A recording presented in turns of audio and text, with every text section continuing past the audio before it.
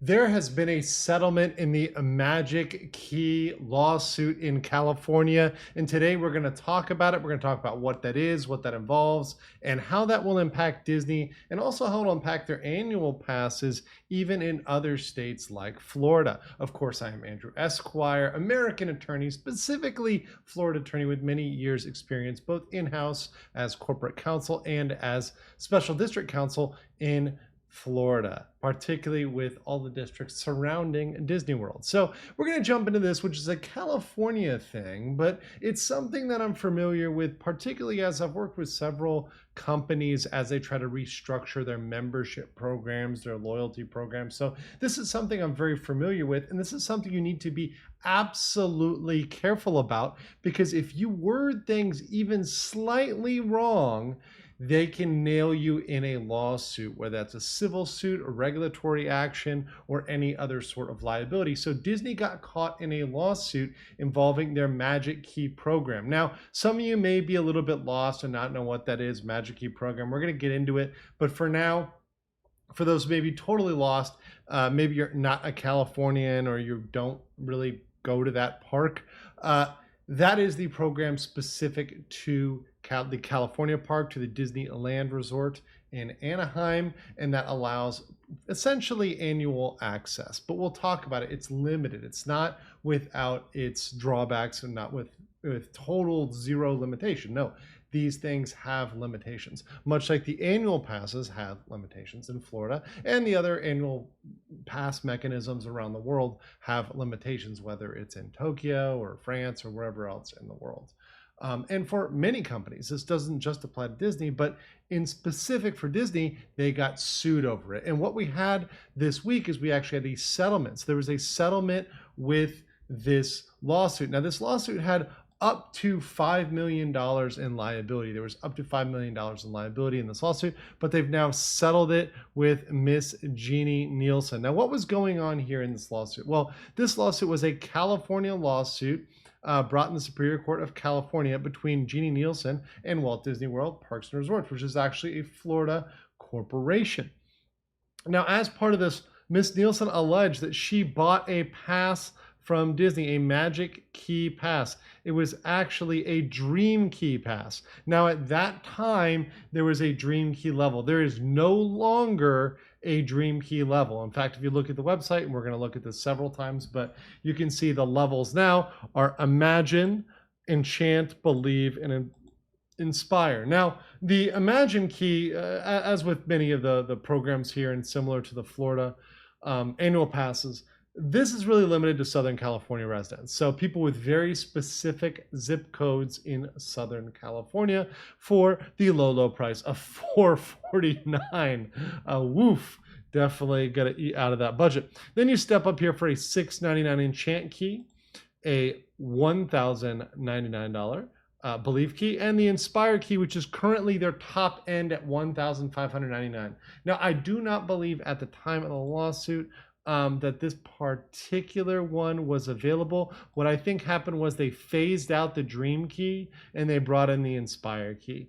And I really do believe that's probably as a result of this lawsuit. So because this lawsuit was here, because it was a class action, you don't want somebody buying into that. So they phased it out and introduced a different level. And it just so happens this level was more expensive, $1,599. The previous level, the Dream Key, was $1,399.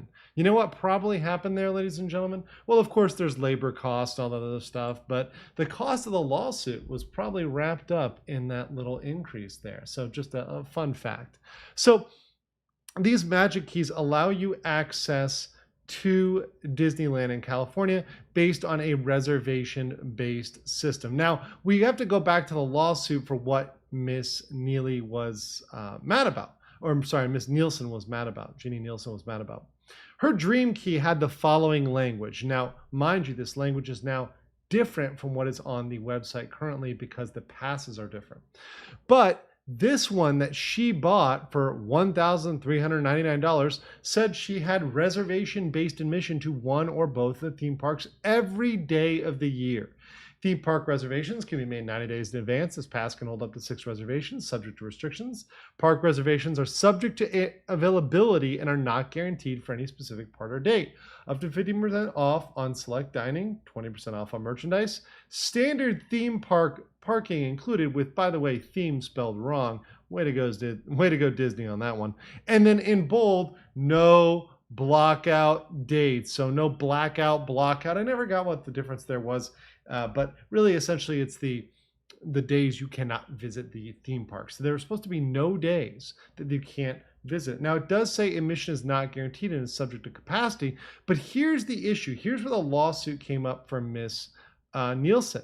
What happened was she wanted to use her pass to book a day in November, or specifically, October 19th of 2021. So she wanted to book that day. Well, when she went to go look with her pass, it turned out that, hey, her pass, which she paid all this money for, could not book on that day. Really crazy, right?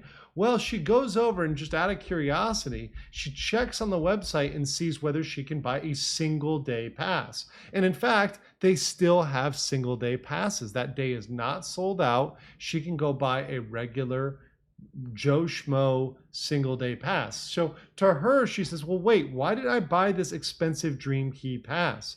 If a regular normie can just go out there and buy a single day ticket and get in with preferential treatment, really she has a second class citizen pass. And this was a big deal for her because there was no caveat that there's a separate allocation. There's 2 separate pools. One pool for the people with these resident keys, with these in these residency programs, similarly to Florida, right? Whether you're in California and you're at Disneyland, you have the Magic Key, or Florida and the annual pass. There's a certain pool of resident slots, and once those are filled, well, that's it. You can't book any more on that day. It's reservation based, so they only allow so many reservations. They don't allow the pass holders to completely book out the theme parks. They have a certain block, a certain amount that's just open to the general public. And what appears to have happened is, while the pass holder admissions were booked out, the general admission was not booked out. Well, she sued over that, and she started a class action lawsuit on behalf of all Dream Key owners.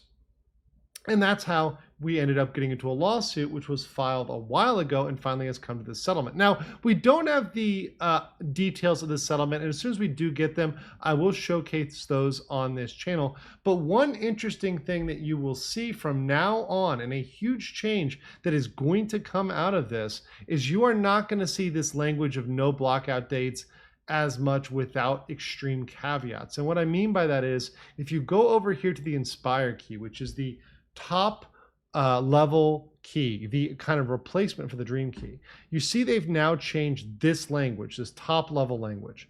So they note that there are applicable blockout dates, but they also say this: it is reservation-based admission to one or both theme parks most days of the year, so not all, but most, and it's subject to availability of park reservations allocated to Magic Key passes. So it's subject to availability of what's allocated to the Magic Key. They're very clear about that. This is definitely in response to the lawsuit. I can tell you right now. And how you know that is, if you look over at the Florida language, they actually haven't updated this. By the way, it's been a while since I looked at these. I laughed with the Pixie Dust Pass because, of course, there's a lot of those pixie dusters out there.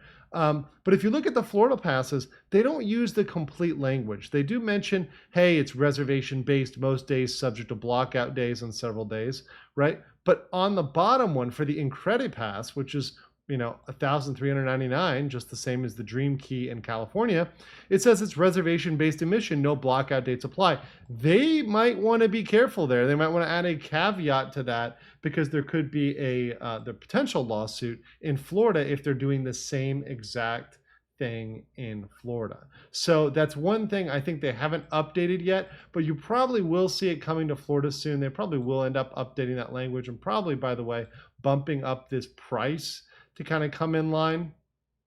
But that being said, this is something that you are going to see going forward, and you all should be very mindful of, because I think they're going to end up making this a bigger deal going forward, specifically as they're going to want to take from both hands. They're going to want to get as much money as they want to get off the residents, off the pass holders, while also leaving it open to the general public and while making money off them, because obviously they make more per customer if they can get as many paying single day people in the park as possible.